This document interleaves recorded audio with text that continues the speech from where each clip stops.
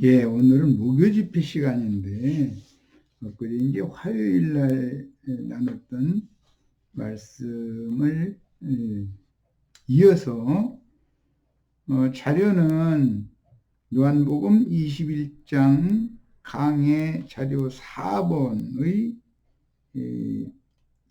7페이지 하단이죠. 들어가겠습니다. 잡히시던 그 밤에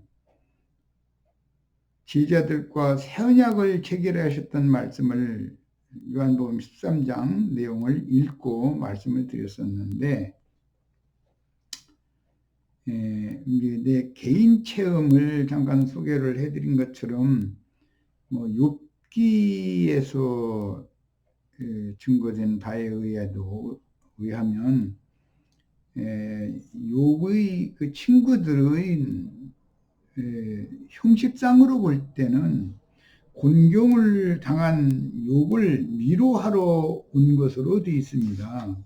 그런데 사실은 욥의 아픈 데만을 골라서 찌르고, 신약의 용어로는 개들이 부자의 대문에 누워서 부자가 흘린 것을 먹고 생계를 유지하는 것으로 유대교인들 중에 제자들의 상태를 비유를 했는데,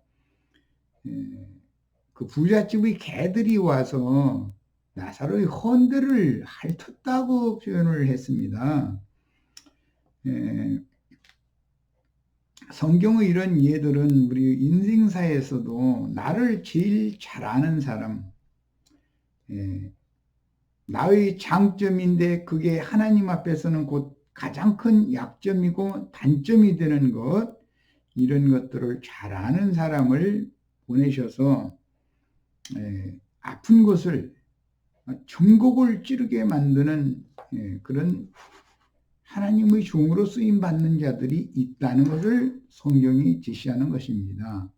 그러므로 이것은 삶의 체험의 문제이기 때문에 누구는 이렇다, 누구는 저렇다 이렇게 얘기할 수는 없고, 가장 중요한 것은 하나님께서 우리 각 사람을 그릇으로 지으셨는데, 그릇으로 지으실 때는 당신의 사용 용도에 맞는 그릇으로 지어야 되니까, 그릇이 당연히 여러 부류의 그릇이 있을 것이고, 그 그릇의 분량이 다 각각 다를 겁니다. 큰 그릇은 큰 그릇대로 쓰는 용도가 있고, 그렇다고 해서 또 특별히 이용하고 그런 것도 아니고, 작은 그릇은 작은 그릇의 쓰는 용도가 있는 것이기 때문에, 가장 중요한 것은 나의 큰 뜻을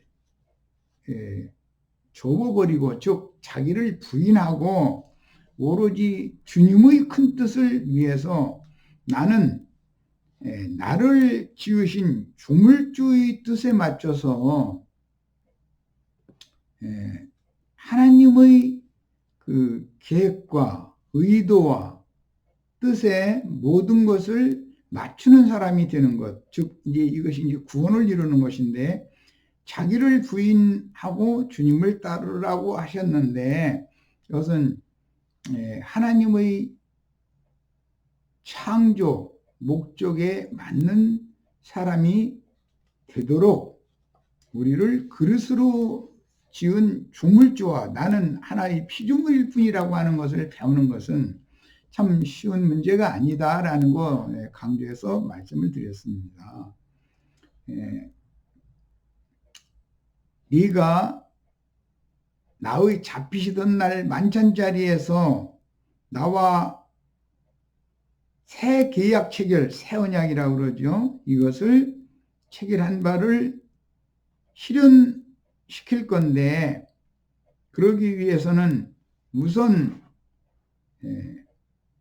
베드로와 제자들의 그 큰 포부, 큰 뜻을 접고, 즉 말하자면 각자 자기 자신을 위해서, 자신의 가족을 위해서, 자신의 세상 성공을 위해서 인생을 경영하는 것이 너의 큰 잘못이고 나와 너의 다툼의 문제다라는 것을 배우는 문제는 하루아침에 되는 문제가 아닙니다.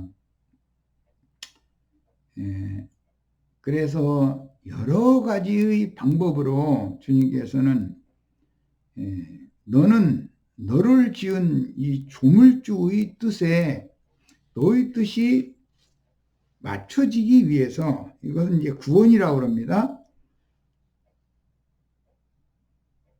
나의 전능성을 믿어야 되고 나의 큰 뜻을 네가 계시를 받아서 깨달아야 된다라는 거예요. 참 쉬운 문제가 아니지만 교리적으로 이렇게 말씀드릴 수밖에 없습니다. 그래서 네가 나와 만찬자리에서 맺은 새 언약이 이루어지는 그때는 사람들이 너를 잡아서 묶고 네가 가기를 원치 아니하는 그곳으로 데려갈 것인데, 그곳으로 다른 사람들이 너를 이끌어가는 그거는 그 사람들을 원망할 수밖에 없고, 너를 만나는 가장 가까운 친구들이, 너와 잘 아는 사람들이, 너를 너무 잘 아는 사람들이 너를 그곳으로 데려갈 건데, 그것이 나의 전능성을 통해서 일하는, 나의 뜻을 이루기 위하여 일하는 나의 새 일이다. 이걸 가르치고 있는 것입니다.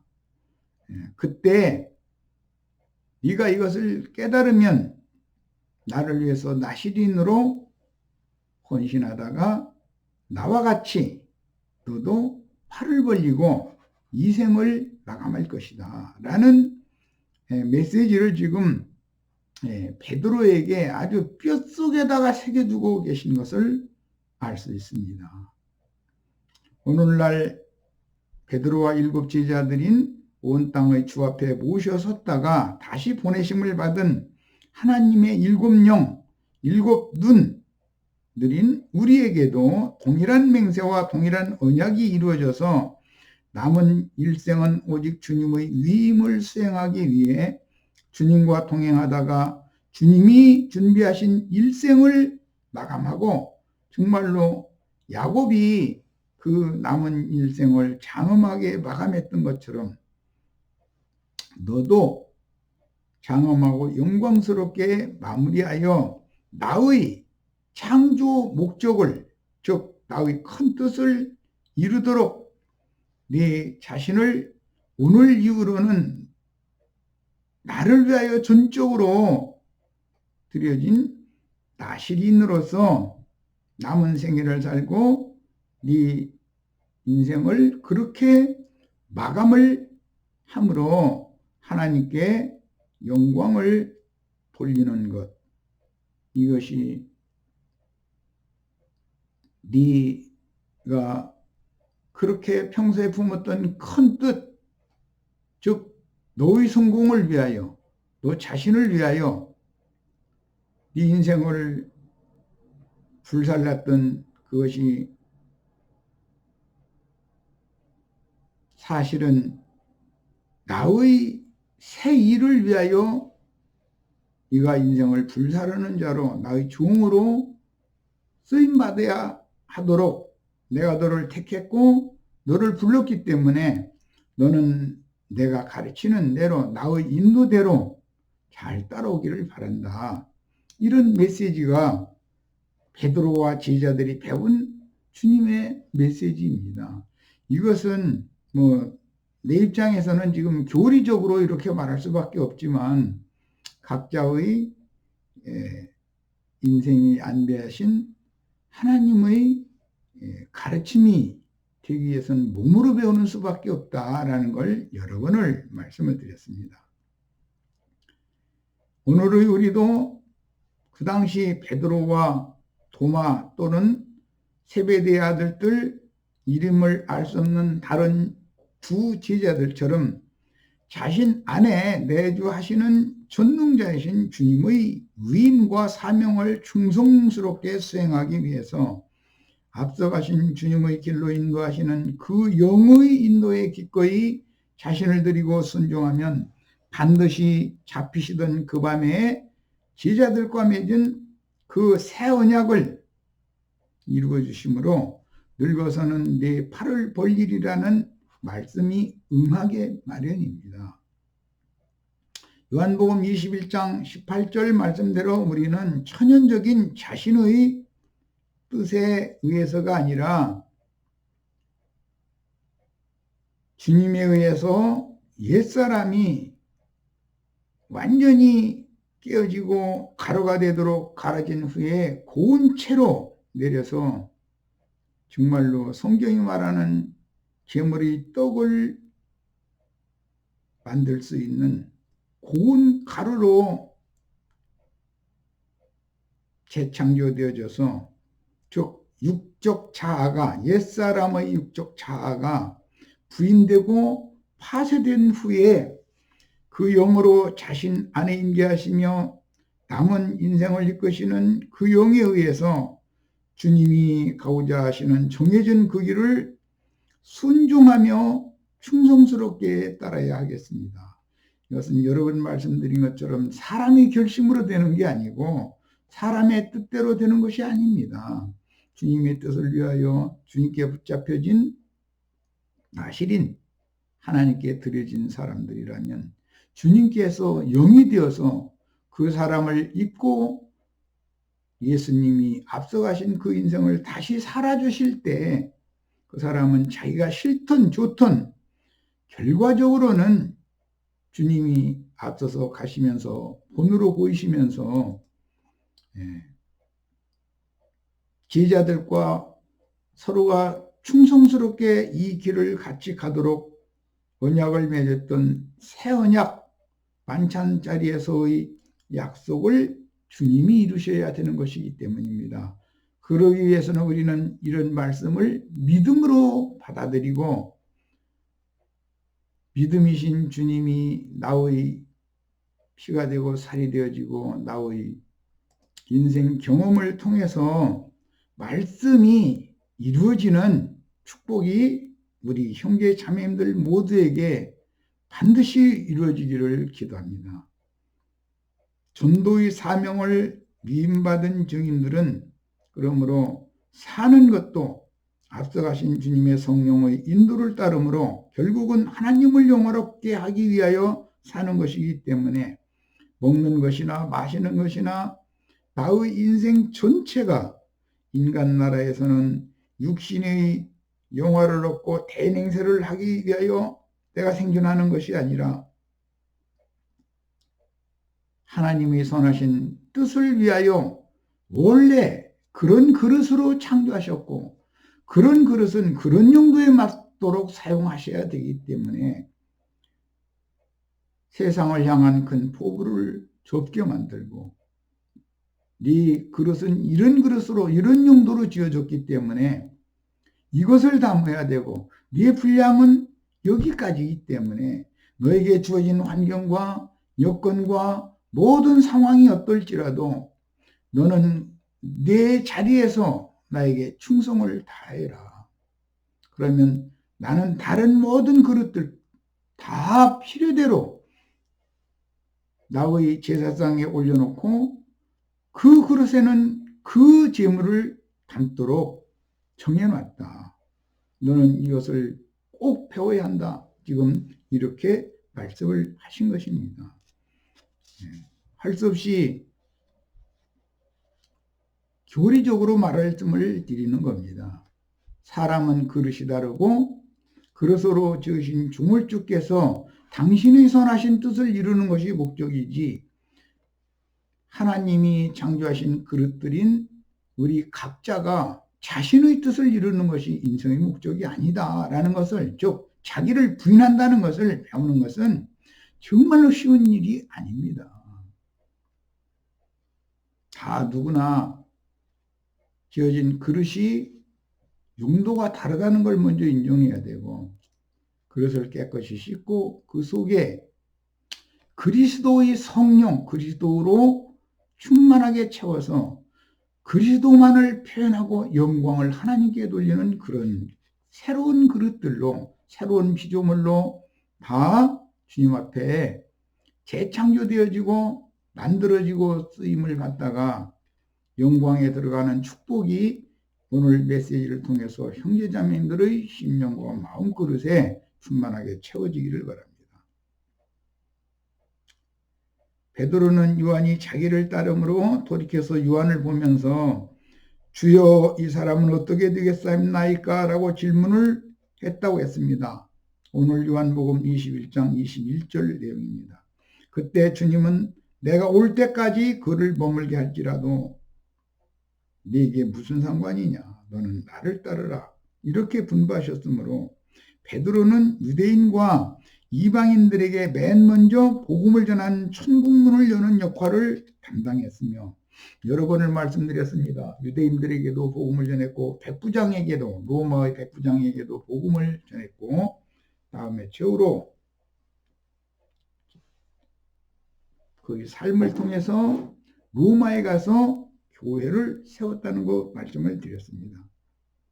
베드로는 유대인과 이방인들에게 맨 먼저 복음을 전하는 천국 열쇠를 그에게 맡겼고 천국 문의 문지기이신 주님을 뒤따르는 맨 앞선 사도가 된다. 이것은 하나님이 그렇게 정한 것이다. 그러므로 너는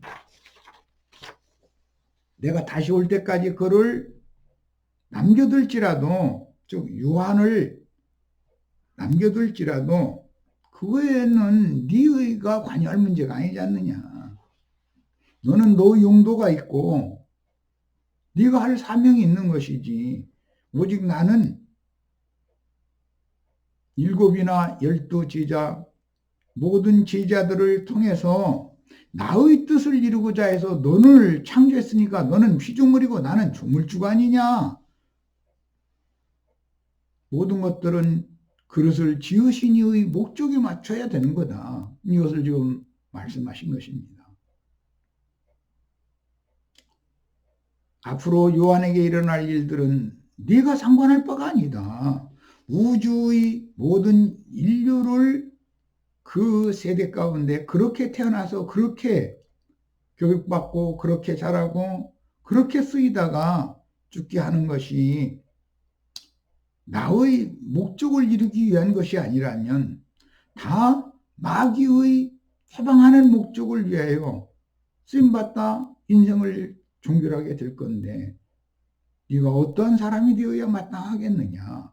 이 말씀을 지금 하신 것입니다. 너는 네 임무만 충실하게 수행하라.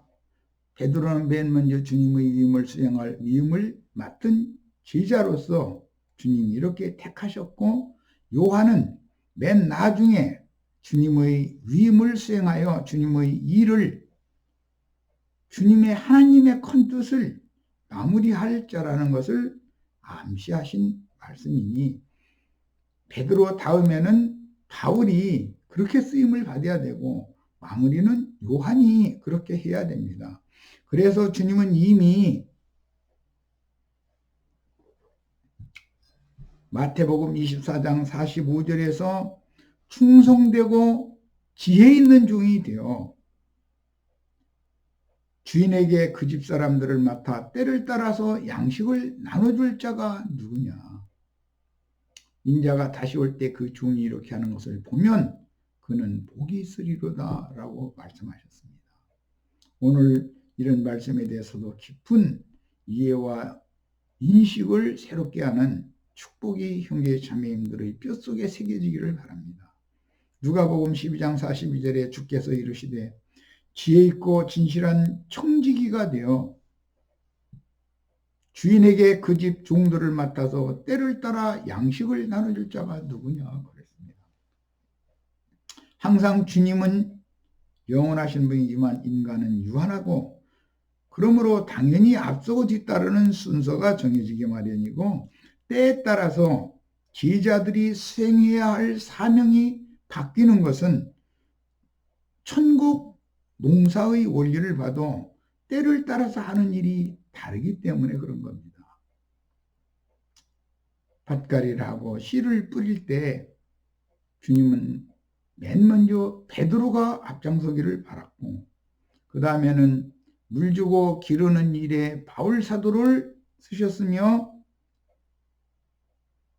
농사한 천국 곡식들을 마무리 추수하여 거두는 일은 요한이 하도록 경륜적으로 이렇게 정해 놓으셨기 때문에, 오늘 우리는 주님의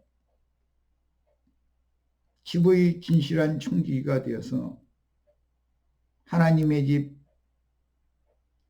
하나님의 집의 그 주인에게 그 집 주인의 종들을 맡아서 베드로처럼 바울처럼 요한처럼 때를 따라 양식을 나눠주는 지혜롭고 충성스러운 종들이 되는 이상을 보시기를 바랍니다. 이것이 인생의 목적이 이루어지는 것이고, 이런 충성된 종들이 불같이 일어날 때 많은 사람들을 얻으셔서 주님의 뜻을 우주 가운데에서 실현하실 것입니다. 우리는 이것을 분명하게 믿어야 됩니다. 항상 주님은 영원하지만 인간은 유한하기 때문에 당연히 앞서고 뒤따르는 순서가 정해지게 마련이고, 때에 따라서 제자들이 수행해야 할 사명이 바뀌는 것이다 라고 하는 것에 대해서 깊은 인상을 받으셔야 됩니다.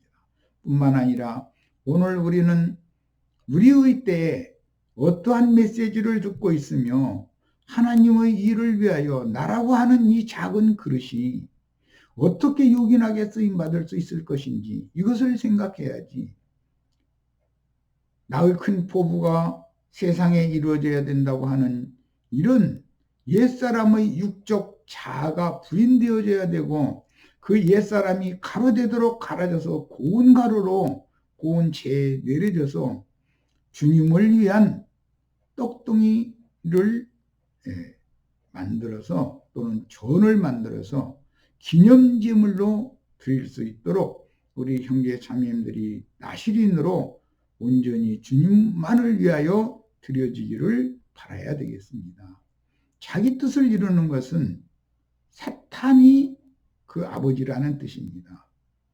내 뜻은 좁고 오직 나는 나를 지으신 조물주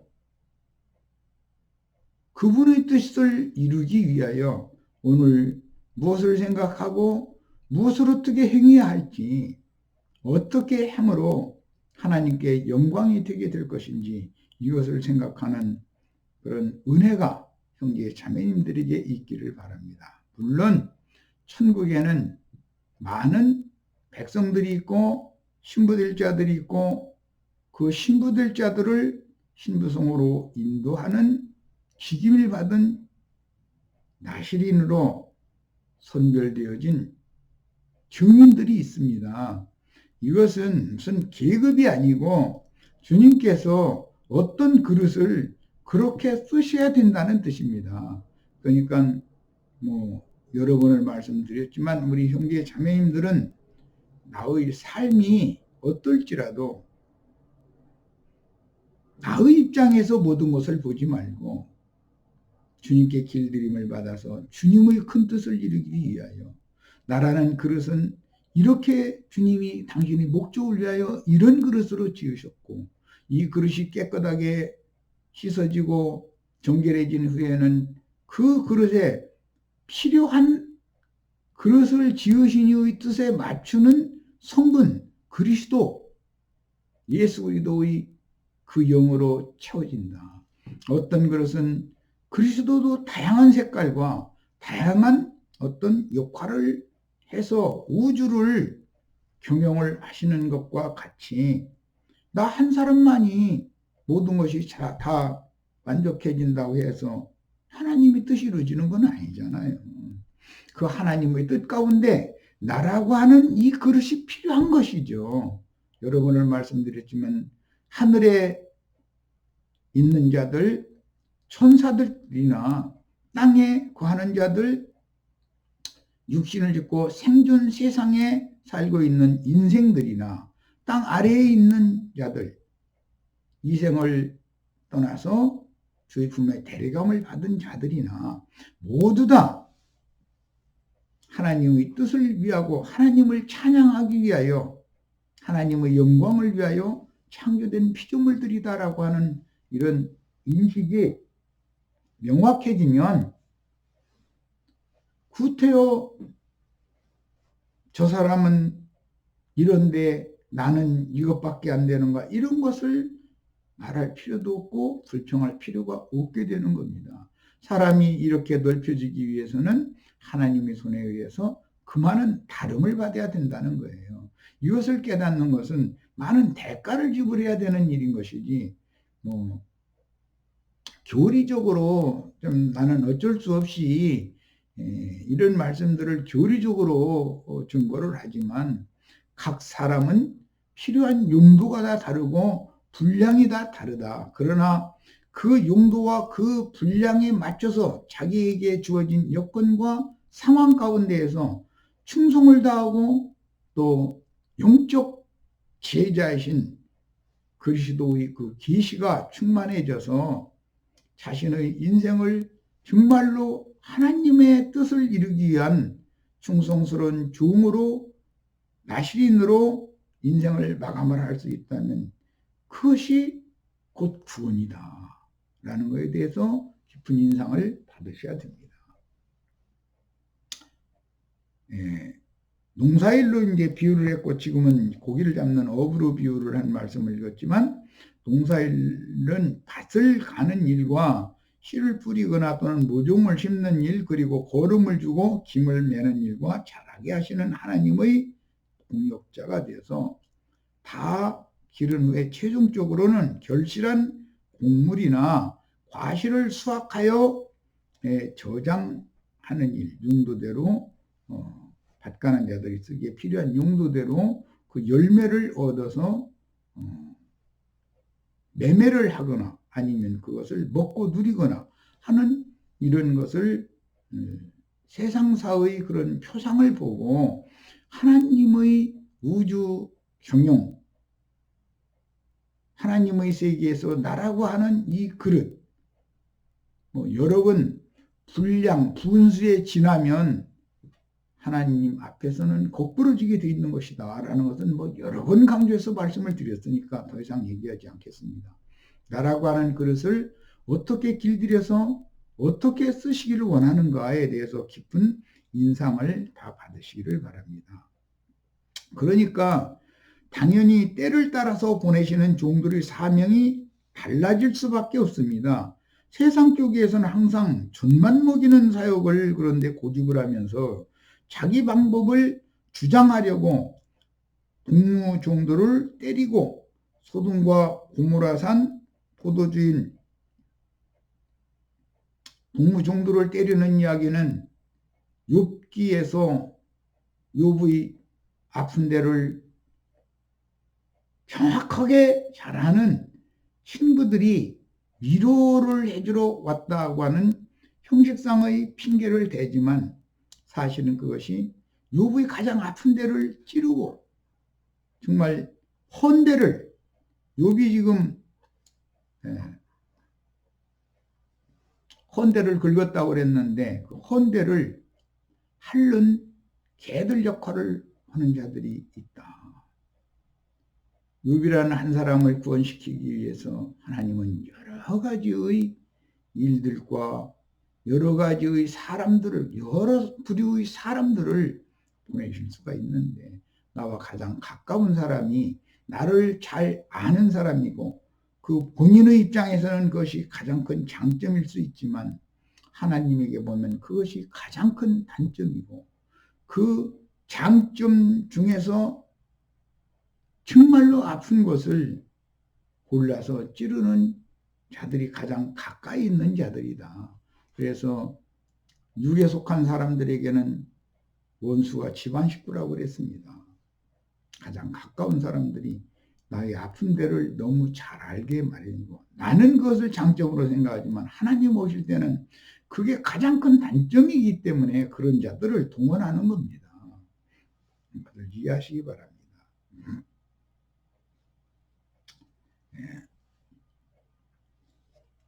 로마서 하나님의 그 우주 경영에 대한 이런 하나님의 큰 뜻을 이해하기 위해서 하나님의 경륜을 다루고 있는 로마서 11장 11절로 12절을 같이 읽겠습니다. 그러므로 내가 말하노니 그들이 넘어지기까지 실족하였느냐. 여기에서 그들이라는 말은 이스라엘 12지파를 말하는 겁니다. 야곱의 12아들들로 예표가 되어졌죠. 그럴 수 없느니라. 그들이 넘어짐으로, 즉 선민을 자처했던 이스라엘 12지파가 실족해야만 구원이 이방인에게 이르러 이스라엘로 시진하게 합니다. 참 놀랍습니다. 하나님을 위하여, 하나님의 말씀을 위하여 그들의 연단과 시험이 가장 많은 민족이 이스라엘 12지파입니다. 우리는 이것을 잘 알고 있습니다. 그들에게 주님은 메시지를 전하고 있는 것입니다. 오늘 우리가 베드로와 제자들에게 주님이 이런 메시지를 전할 때 우리가 주님의 음성을 세밀하게 알아듣고 나 자신을 큰 자로 생각하지 말고 작은 자 중의 작은 자가 되어져서 천국에서 큰 자가 다 되는 축복이 형제 자매님들에게 있기를 바랍니다. 하나님의 뜻이 이루어져야만 된다. 그래서 하나님은 나를 이런 그릇으로 지을 걸 작정하셨고 그렇게 창조하셨으며 그 그릇을 정결하게 하기 위하여 여러 가지의 여건들을 보내시고 정말로 나의 가장 장점이라고 생각됐던 것들을 가장 수모를 당하는 단점으로 지적해주는 친구를 보내서 많은 메시지를 전하게 하시고 몸으로 이런 것들을 가르쳐서 결과적으로는 사람이 고운 가루가 되어져서 주님으로 말미암아 주님을 위해서 주님을 기쁘시게 하는데 쓰임받는 떡덩이를 만드시는데 이런 과정을 거치기 마련이다. 아무에게서나 어떤 메시지를 단순히 들어서 안 됩니다. 어떤 사람 속에서는 어떠한 말이 나오게 돼 있는 것이고 어떤 사람에게서는 어떠한 말씀이 나오게 돼 있는 것입니다. 이것은 듣는 사람에게도 분별의 책임이 있다라는 것을 일단 언급을 해둡니다. 그 다음에 그들의 넘어짐이 세상의 풍성함이 되며 그들의 실패가 이방인의 풍성함이 되거든 하물며 그들의 충만함이리요. 그들이 실족하는 것과 그들이 충만케 되는 문제, 이것은 12지파의 충만함은 계시록 7장에서는 12지파가 인침을 받는 것으로 다시 성경에 기록이 되는데 인침받은 12지파가 제사장 나라의 사명을 감당해서 그 천년이 차기까지 마곡 백성들에게 전도해서 14만 4천의 큰 환난 가운데서 나오는 자들을 다시 얻어야만 하나님의 영원한 뜻이 이루어진다. 오늘날 신천지 이만희가 엊그제 무슨 지금 14만 4천 외에 큰 환난 가운데서 나오는 자들을 채우느라고 하나님이 큰 시험을 보내가지고 신천지를 통해서 이런 역병을 퍼뜨리게 만드는 것처럼 그렇게 말하는 소리를 들었습니다. 큰 환난 가운데서 나온다는 것은 물론 전쟁이나 기근이나 역병은 환난인 것이 틀림없습니다. 그러나 모든 인생은 각자 자기에게 주어진 환난을 다 겪게 하나님이 정해놓으셨습니다. 인생은 고난을 받는 것을 목적으로 세상에 왔다고 되어 있습니다. 여기 성경 이야기입니다. 그런데 어떤 사람은 어떠한 분량과 분수에 맞는 고난과 환난을 경험시키고 어떤 사람은 어떠한 고난과 연단과 시험을 경험시켜서 그 용도에 맞도록, 즉 그 그릇에 맞도록 그릇을 정화시키는 것입니다. 그러니까 우리는 나라고 하는 이 그릇을 크게 만들었느냐, 왜 작게 만들었느냐, 나의 분량이 이거밖에 안 되게 하셨느냐, 이런 걸 원망할 것이 아니라 작은 그릇이지만 정결케 되는 것을 기본으로 해야 되는 것이고, 정결한 그릇 속에는 그 그릇의 용도에 맞도록 그리스도는 다양한 분이기 때문에 그 그릇에 맞는 그리스도로 채우셔야 되는 겁니다. 그래서 각자의 그릇들이 다 모여져서 하나님의 영광을 돌릴 때 하나님의 나라가 이루어진다라고 하는 것. 그래서 가끔 내가 말씀을 이해를 돕기 위해서 레드로우즈라고 아주 나는 발음이 너무 시원찮은데 붉은 장미, 막 꽃 몽우리도 크고 소담해 보이고 그것만 있으면 다 되느냐? 온 우주에 붉은 장미만 있으면은 우주에 아름답겠습니까? 진달래도 피어야 되고 개나리도 피어야 되고 민들레도 피어야 되고 제비꽃도 피어야 되고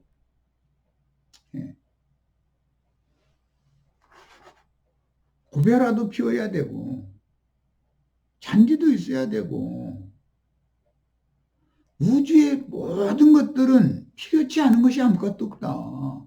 다만 자기 위치에서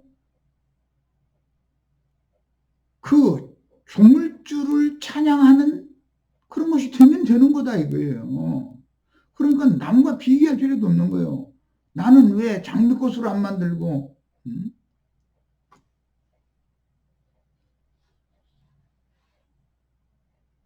고베라 페랭이 꽃잔디라고 하는 그 조그마한 꽃으로 만들어가지고 많은 꽃들 사이에서 나라는 하나 없어지면 그뿐이지 뭔 상관이 있겠냐. 그렇지 않습니다. 그렇지 않습니다. 그 작은 꽃송이들 중에 어느 곳이 시들어서 죽어서 시커멓게 보인 것이 중간에 끼어있고 드문드문 끼어있으면 그 꽃밭이 뭐가 되겠습니까?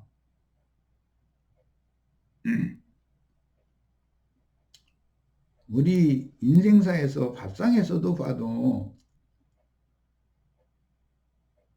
온 가족이 들러앉아서 떠먹을 된장 투가리는 크지만 각자가 나눠 먹을 앞접시는 작아야 되는 것이고 또 간을 맞추는데 종지기가 필요하지. 거기다가 큰 대접에다가 무슨 간장을 잔뜩 갖다 들어부어놓고서 그것도다가 먹는 그런 것이 어디가 있겠어요. 밥상에는 여러 그릇들이 있어야 되는 것처럼 하나님이 우주 가운데 나라고 하는 그릇을 그렇게 창조를 하신 겁니다. 그 그릇을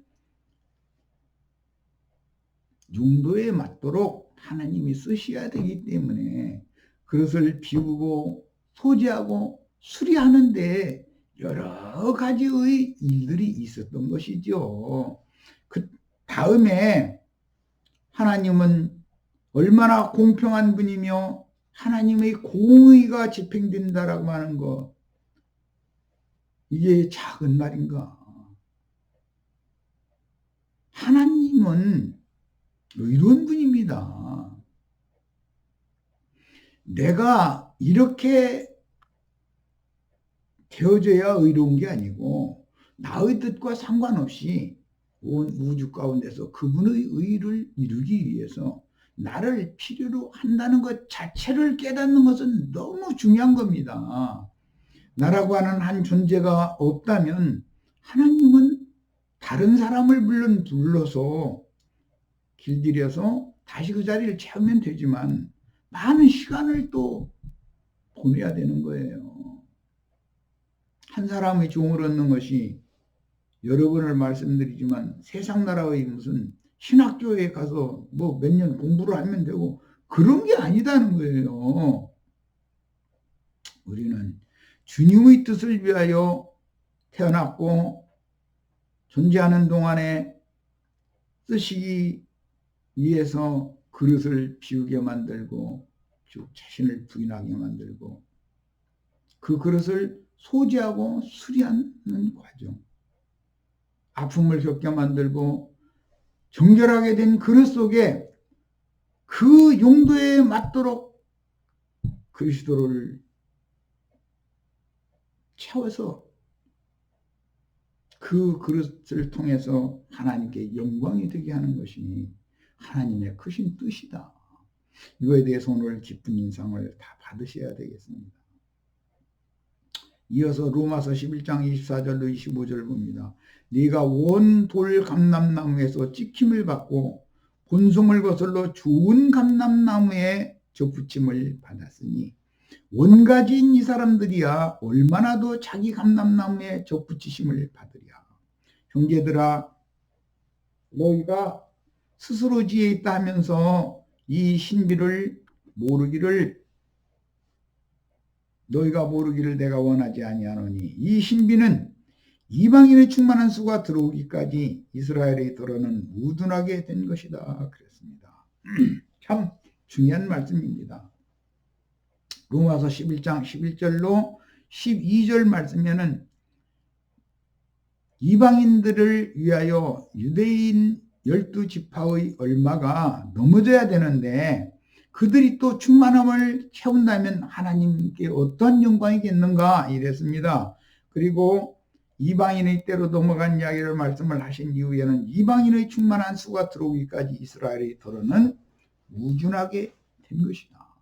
너희는 이 신비를 알아야 된다. 나는 너희가 이 신비를 모르기를 원치 않는다. 이렇게 말했습니다. 오늘 하나님의 영원하신 뜻이 하나님의 크신 뜻이 이루어져야지 나의 뜻을 이루는 것이 나의 인생의 목적이 아니다. 나는 유한하지만 하나님은 영원한 분이고 그분은 많은 시간을 들여서